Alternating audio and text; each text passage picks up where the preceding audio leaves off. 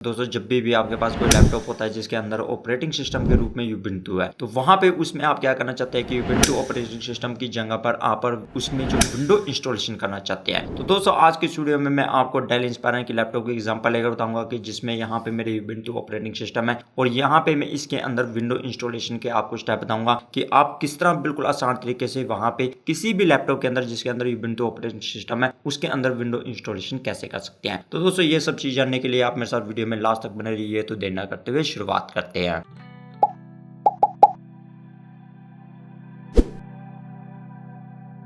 दोस्तों जिस लैपटॉप के अंदर आपके यूबिंटू ऑपरेटिंग सिस्टम डला हुआ हो और वहां पे आप विंडो इंस्टॉलेशन के लिए सबसे पहले तो आपके पास जो विंडो बूटेबल जो पेन ड्राइव होना जरूरी है। उसके लिए सबसे पहले आपके पास दोस्तों क्या होना चाहिए कि पेन ड्राइव होनी चाहिए मिनिमम 16 GB की। उसके बाद विंडो की जो आईएसओ इमेज होती है वो होनी चाहिए। अगर आपके पास नहीं है तो डाउनलोड कर सकते हैं आप विंडोज की ऑफिशियल साइट से, मतलब माइक्रोसॉफ्ट की ऑफिशियल साइट से। उसके बाद दोस्तों आपके पास जो होना जरूरी है वो रेफरेंस सॉफ्टवेयर होना जरूरी है और वो जो फ्री ऑफ कॉस्ट होता है उसमें आपके कोई भी चार्जेस नहीं लगते। उसके बाद दोस्तों आपके पास जो जरूर होना चाहिए वो अदर पीसी होना जरूरी है, क्योंकि वहां पे ही आप जो बूटेबल पेन ड्राइव बना सकते हैं। अगर आपके पास यूबिंटू है तो उसमें भी बना सकते हैं, पर वहां पे वो काफी टाइम लेता है। इसी करके आप दूसरे पीसी का यूज कीजिए और उसमें बड़े आसानी से आप जो बूटेबल पेन ड्राइव बना सकते हैं। यहाँ पे दोस्तों जब आपके पास ये 4 चीजें हो जाएंगी तो वहां पे दोस्तों सबसे पहले आपको क्या करना है कि वहां पे अपनी पेन ड्राइव को प्लग इन करना है और वहां पे रेफरेंस सॉफ्टवेयर खोलना है। रेफरेंस सॉफ्टवेयर खोलने के बाद दोस्तों आप वहां पे देखेंगे कि वहां पे आपको जो विंडोज की जो आईएसओ इमेज होती है, मतलब आपने जो पेन ड्राइव है वो सिलेक्ट करनी है। उसके बाद वहां पे आईएसओ इमेज को सिलेक्ट करना है। सिलेक्ट करने के बाद दोस्तों आपको क्या करना है कि वहां पे आप देखेंगे कि वो आपको पेन ड्राइव बना देगा और यहाँ पे बायोस ओवर UEFIS करना है। उसके बाद दोस्तों उससे बाद आपको क्या करना है कि यहाँ पे आपके सभी इस तरह डिफॉल्ट सिस्टम देगा और वहां पे दोस्तों ध्यान रखिए कि लार्जर फाइल होती है तो वहां पे NTFS कीजिए अगर जो आपकी लार्जर फाइल है, अदरवाइज आप बाकी सब डिफॉल्ट रहने दीजिए। उसके बाद दोस्तों आपको स्टार्ट पे जब क्लिक करेंगे तो स्टार्ट पे क्लिक करने के बाद दोस्तों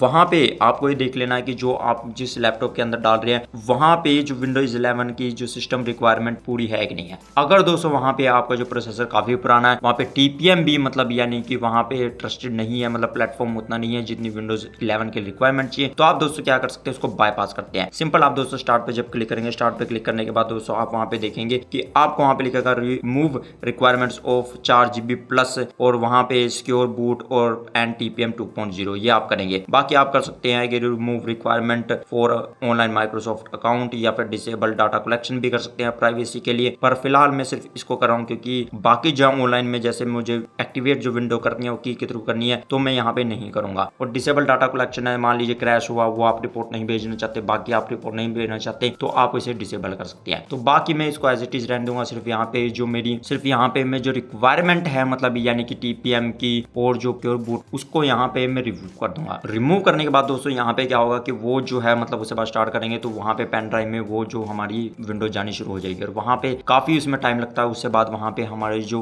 विंडोज की बूटेबल पेन ड्राइव बन जाएगी। वैसे दोस्तों आप सिंपल खुद भी कर सकते हैं, मतलब रेफरेंस सॉफ्टवेयर का इस्तेमाल ना करके आप वहाँ पे फाइलों में काफी फेरबदल करनी पड़ती है और वो काफी जो हैक्टिक मेथड होता है, मतलब काफी जो आपको सिरदर्दी लेनी पड़ेगी ताकि वहाँ पे आप चेंज कर सकें। सिंपल आप रेफरेंस सॉफ्टवेयर का इस्तेमाल कीजिए और सिंपल वहाँ पे आपकी जो पेन ड्राइव इस तरह बन जाएगी। अगर आपको कोई और सॉफ्टवेयर अच्छा लगता है तो उसकी सहायता से भी आप कर सकते हैं, पर यहाँ पे सिंपल मैं कहूँगा इसका इस्तेमाल करके आप बहुत ही जल्दी जो अपनी जो बूटेबल पेन ड्राइव बना सकते हैं। और वहाँ पे जो सिस्टम रिक्वायरमेंट अगर आपके मान लीजिए पीसी वहाँ पे सपोर्ट नहीं करता आप दे सकते हैं। जैसे यहाँ पे जो सिस्टम रिक्वायरमेंट क्या है विंडो 11 के लिए दोस्तों यहाँ पे रिमूव रिक्वायरमेंट आप तब नहीं कीजिए अगर मान लीजिए आपका जो लेटेस्ट जेन के प्रोसेसर है या फिर मान लीजिए कि वहाँ पे सिक्योर बूट है और मान लीजिए TPM 2.0 सपोर्ट करता है, तो आपको ये करने की जरूरत नहीं है, आपकी विंडो इंस्टॉलेशन होगी। अगर मान लीजिए आपने ये नहीं किया और पुराने जेन के जितने भी लैपटॉप है उसमें करना चाहेंगे तो वहाँ पे दोस्तों क्या होगा जब आप पेन ड्राइव लगाएंगे तो वहाँ पे कहेगा कि विंडो इंस्टॉलेशन नहीं हो सकती। जैसे कि यहाँ पे देख सकते हैं एरर दे रहा है। जैसे यहाँ पे मैं लैपटॉप का एग्जांपल ले रहा हूँ डेल इंस्पायरर 5480 जो लैपटॉप है इसकी मैं यहाँ पे एग्जांपल ले रहा हूँ। उसके अंदर अगर आप प्रोसेसर देखेंगे तो यहाँ पे जो i7 का 8565 जो U प्रोसेसर है, तो इसी करके दोस्तों यहाँ पे इसके अंदर जो TPM 2.0 भी नहीं है, इसी करके यहाँ पे मुझे रिमूव जो रिक्वायरमेंट करनी पड़ रही है। यहाँ पे दोस्तों सबसे पहला स्टेप तो ये हो गया कि हमारी जो बूटेबल पेन ड्राइव बन चुकी है। उसके बाद मुझे क्या करना है कि अपने पेन ड्राइव को इंसर्ट कर देना USB जो स्लॉट होता है उसके अंदर। दोस्तों मुझे क्या करना है कि पावर ऑन बटन करना है। पावर ऑन बटन करने के बाद जब जब दोस्तों आपका डेल लोगो आता है उस टाइम पे मुझे क्या करना है कि वहां पे F12 की प्रेस करनी है। ये इस करके प्रेस करनी है कि मेरा जो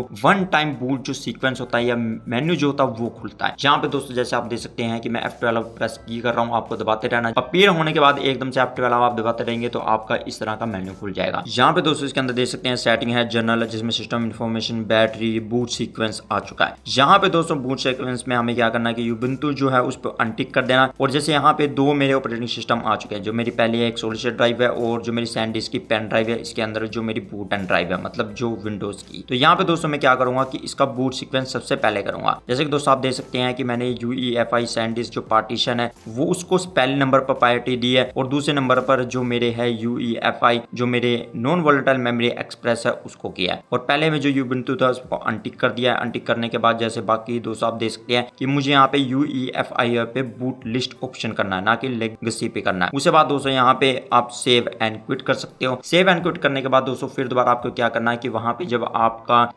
आपका पीसी वहां पे ऑन होता है तो आपको F12 की फिर दोबारा प्रेस करनी है। या फिर सिंपल दोस्तों आप क्या कर सकते हैं कि वहां पे ऑन करने के बाद अगर आपका खुल जाता है, मतलब यानी कि लोगों के बगैर, तो वहां पे आपकी सीधी पेन ड्राइव आ जाएगी, मतलब यानी कि आपके बूट के लिए। नहीं तो आप क्या कर सकते हैं, जब आपका लोगो है फिर दोबारा आपको F12 प्रेस करना है ताकि वहां पे आपके इस तरह ऑप्शन आ जाए। तो यहाँ पे दोस्तों आप जैसे देख सकते हैं UEFI बूट लिखा हुआ और UEFI बूट सैनडिस्क पार्टीशन 1 है और वहां पे दूसरा UEFI जो मेरा जो नॉन वोलेटाइल मेमोरी एक्सप्रेस है स्काई हाइनेक्स की 128 GB की। तो यहाँ पे दोस्त सिंपल क्या करूंगा कि मुझे विंडो इंस्टॉलेशन करने के लिए UEFI जो सैनडिस्क पार्टीशन 1 है इसके ऊपर मैं यहाँ पे क्लिक करूंगा, मतलब एरो से ऊपर जाऊंगा और एंटर करूंगा। एंटर करने के बाद दोस्तों आप यहाँ पे देख सकते हैं जैसे यहाँ पे मेरे जो पेज खुल चुका है विंडो इंस्टॉलेशन के लिए। इसमें दोस्तों सबसे पहले हम क्या करेंगे कि यहाँ पे लैंग्वेज आपको करनी है, यहाँ पे टाइम एंड करेंसी जो फॉर्मेट है, कीबोर्ड जो इनपुट मेथड है वो करना, फिर नेक्स्ट करना है। नेक्स्ट करने के बाद दोस्तों आपके क्या होगा कि वहां पे आपको जो ये एग्रीमेंट होता है ये आपको एक्सेप्ट करना है और उसके बाद नेक्स्ट करना है। नेक्स्ट करने के बाद दोस्तों आपको क्या करना है कि वहां पे आपके जो ड्राइव ऑप्शन है जिसमें आपको विंडो इंस्टॉलेशन करनी है वो खोलनी है। जैसे यहाँ पे दोस्तों मेरे 128 GB की नॉन वोलेटाइल मेमोरी एक्सप्रेस है, साथ में वहां पे 1 TB की हार्ड डिस्क ड्राइव है। तो यहाँ पे दोस्तों मुझे क्या करना है कि वहां पे जिसके अंदर नॉन वोलेटाइल मेमोरी एक्सप्रेस है इसके अंदर मुझे विंडो इंस्टॉलेशन करनी है। विंडो इंस्टॉलेशन के लिए दोस्तों मुझे क्या करना है कि पहले इसमें जो पार्टीशन में जो मेरे यहाँ पे इंस्टॉल्ड है, मतलब यूबुंटू ऑपरेटिंग सिस्टम, उसे मुझे यहाँ पे रिमूव करना होगा। इसके लिए दोस्तों मैं क्या करूंगा, सिंपल जो मेरी ड्राइव है उसको फॉर्मेट, या फिर आप क्या कर सकते हैं जो बाकी जितने पार्टीशन है उसको डिलीट करेंगे। डिलीट करने के बाद वो अनलोकेटेड आपको लोकेशन दिखाएगा। उसके बाद दोस्तों सिंपल आपको क्या करना है कि वहां पे उसका न्यू पार्टीशन करना है। न्यू पार्टीशन करने के बाद दोस्तों सीधा वो आपको क्या करेगा कि वहां पे आपको न्यू पार्टीशन करके दिखाएगा। उसके बाद दोस्तों आप यहाँ पे देख सकते हैं कि जैसे पहले मेरी जो थी कि यहाँ पे 118 GB के करीब थी टोटल साइज और 0 उसमें जो फ्री स्पेस थी जो प्राइमरी थी पार्टीशन। अब दोस्तों जब मैं इसके अंदर यहाँ पे विंडोज मतलब यानी कि डिलीट पार्टीशन करके मैंने न्यू किया तो यहाँ पे पूरी की पूरी में ड्राइव खाली है, पूरी स्पेस इसमें खाली है। तो यहाँ पे दोस्तों इस ड्राइव को सिलेक्ट करके जिसमें आपके प्राइमरी है, अगर आपके वहां पे सिर्फ सॉलिड स्टेट ड्राइव है अकेली और जो हार्ड डिस्क ड्राइव नहीं है तो आपको जिसमें जो अपनी जो